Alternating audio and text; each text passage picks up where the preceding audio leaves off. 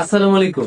আমরা আছি প্রিন্সিপাল ইব্রাহিম কাসারের বাসভবনে এবং একটা সময় এই বাসভবন এতটাই জমজমাটা চাল যে আশেপাশে বিভিন্ন এলাকা থেকে নানান প্রয়োজনে বিভিন্ন মানুষজনের তো স্যারের কাছে সাহায্য বা যে কোনো প্রয়োজনে এবং বিভিন্ন জিনিসপত্র বিভিন্ন আছে।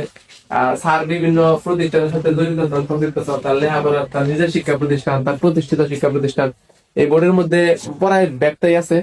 ভাষা নিবোধক যেটা মরণোত্তর স্যার মানে মরার পরে মূলত 2005 সালে ভাষা নিবোধকটা স্যার পাইছা।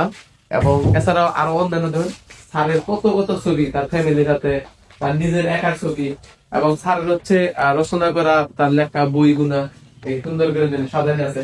এবং এই যে আপনার পিতলের এমন যেটা দেখাই যায় না, মানে পিতলের এবং কাঁসার আপনার এই যে বদনা, তারপর হচ্ছে গিলাস, আরো নানান ধরনের মনে করেন যে ছবি টবি সাজানো আছে।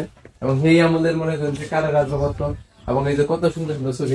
এটা হলো ইব্রাহিম কা একাডেমির একটা আলোচনা সভার একটা ছবি, মানে অনেক পুরান আর কি কখন চাই। যারা যারা প্রিন্সিপাল ইব্রাহিম কাসারের বাসভবন আমাদের কাছে, এটার লোকেশন হইলো টাঙ্গাইল জেলার ভুইয়াপুর উপজেলা ভুইয়াপুর পৌরসভার বিরামদি গ্রামে। আপনারা যে কেউ যে কোনো সময় ভুইয়াপুর শহর থেকে বাস স্ট্যান্ড থেকে 10 মিনিটের মধ্যে বাসভবনে আবার পারবেন। ধন্যবাদ।